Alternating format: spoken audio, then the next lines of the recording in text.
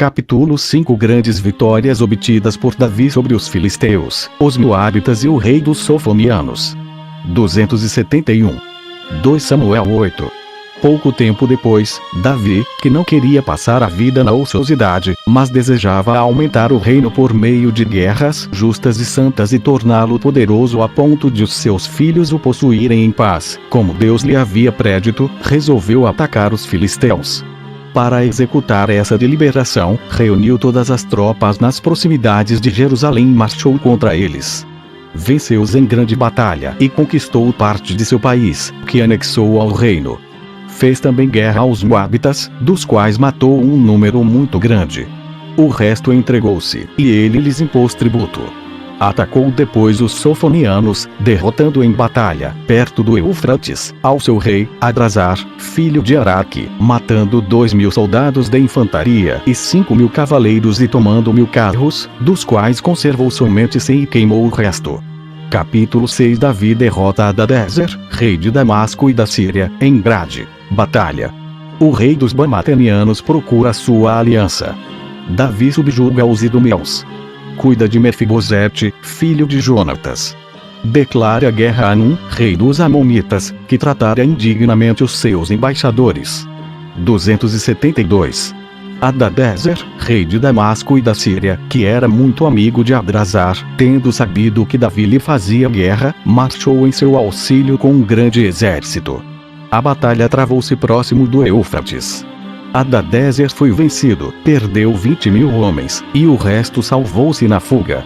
O historiador Nicolau fala nestes termos desse feito no 4º livro de sua história. Muito tempo depois, o mais poderoso de todos os príncipes daquele país, de nome Hadadezer, reinava em Damasco e em toda a Síria, exceto a Fenícia.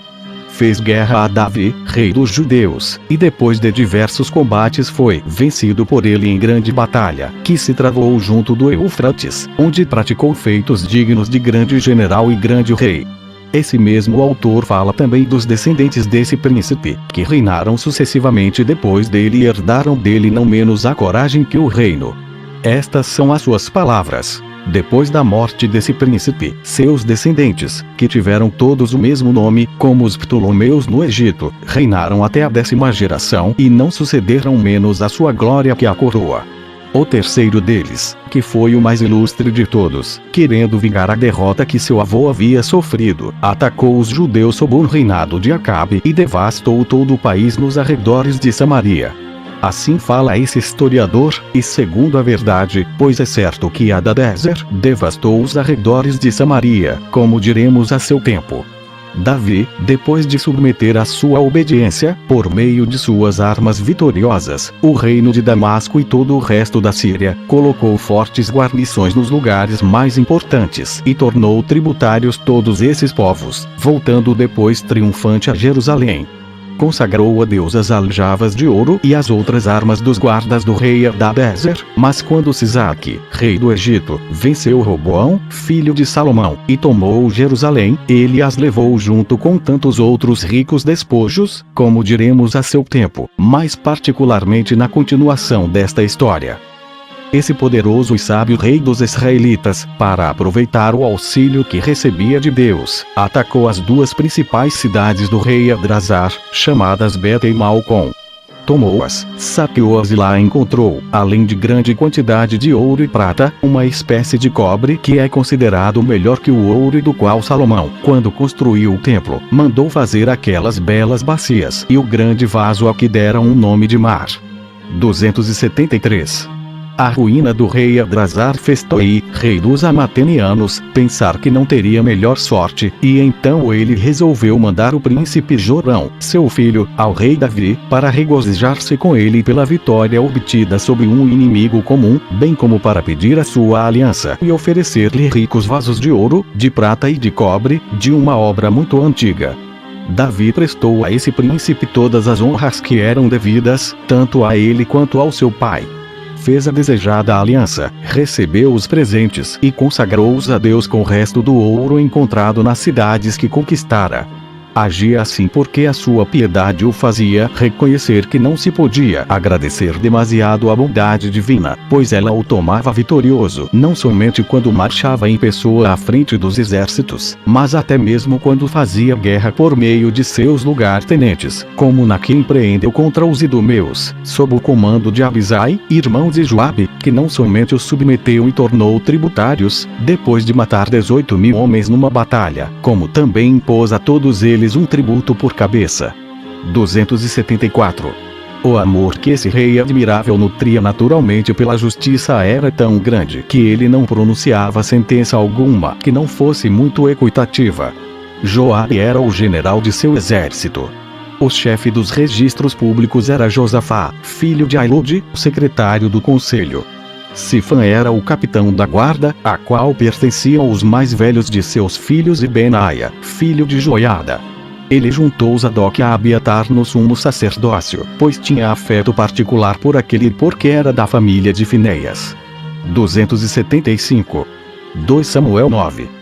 Depois de ajustar todas as coisas, Davi lembrou-se da aliança que fizera com Jonatas e das muitas provas que recebera de sua amizade, pois dentre outras excelentes qualidades tinha extrema gratidão.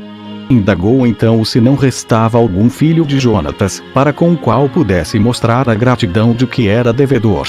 Levaram-lhe um dos libertos de Saul, de nome Ziba, que sabia existir ainda um dos filhos desse príncipe, de nome Mefibosete, que era coxo porque a sua ama, ao saber da derrota na batalha e da morte de Saul e de Jonatas, ficara tão assustada que o deixara cair. Davi mandou procurá-lo com todo o empenho. Pouco tempo depois, informaram-no que Maquiro educava na cidade de Labate, e mandou buscá-lo imediatamente. Quando Mefibosete chegou, prostrou-se diante do rei. Davi disse-lhe que nada temesse e esperasse dele um tratamento muito favorável. Dar-lhe-ia de novo a posse de todos os bens que pertenciam ao seu pai e ao rei Saul, seu avô, e queria que viesse sempre tomar as suas refeições com ele. Mefibosete, fora de si diante de tantas gentilezas, prostrou-se outra vez diante do rei, para humildemente agradecer-lhe. Davi ordenou a Ziba que fizesse chegar às mãos de Mefibosete os bens que lhe restituíra, que lhe trouxesse todos os anos a renda a Jerusalém e que o servisse com os 15 filhos e os 20 servidores que possuía. Assim, Davi tratou o filho de Jonatas como se fosse seu próprio filho, deu o nome de Mica a um dos filhos desse príncipe e tomou cuidado particular de todos os outros parentes de Saul e de Jonatas. Oludebar. 276. 2 Samuel 10. Naás, rei dos Amonitas e aliado de Davi, morreu naquele tempo, e Anum, seu filho, sucedeu-o. Davi enviou-lhe embaixadores para manifestar que tomava parte na sua dor e para garantir a continuação da amizade que tivera com o rei seu pai. Porém os principais da corte de Anum, por injuriosa desconfiança, imaginaram que a embaixada era pretexto para observar o estado de suas forças e disseram ao novo rei que ele não podia, sem se colocar em grande perigo, prestar fé às palavras do rei dos israelitas. O príncipe, deixando-se levar pelo mau conselho, mandou raspar a metade da barba dos embaixadores e cortar-lhes a metade das vestes. Essa ação tão ultrajosa foi a resposta que lhes deram.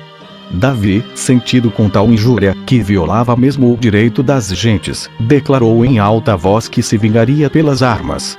O temor fez os amonitas prepararem-se para a guerra. O rei deles enviou embaixadores a Ciro, rei da Mesopotâmia, com 1000 talentos, para obrigá-lo a ajudar os amonitas. O rei Zobá uniu-se a ele, e esses dois príncipes juntos levaram a Anum 20.000 soldados de infantaria. Dois outros reis, um de Maaca e o outro de nome Tobi, levaram-lhe 22.000 homens. Capítulo 7. Joabe, general do exército de Davi, derrota os 4 reis que vieram em socorro de Anum, rei dos Amonitas. Davi vence em pessoa a grande batalha sobre o rei dos sírios. Enamora-se de Bateseba, toma e é causa da morte de Urias, seu marido. Despôs a Batseba. Deus, por meio do profeta Nata, repreende-o pelo seu pecado. Davi arrepende-se. Amon, filho mais velho de Davi, violenta Tamar, sua irmã, e Absalão, irmão de Tamar, mata-o. 277. Os grandes preparativos dos amonitas e a união de tantos reis não atemorizaram Davi, porque a guerra que empreenderia para ressarcir tão grande ultraje não podia ser mais justa. Mandou contra eles as melhores tropas, sob o comando de Joabe, que sem perder tempo lhes foi sitiar a capital, de nome Rabá. Os inimigos saíram da cidade para combatê-lo e dividiram as suas forças em duas partes.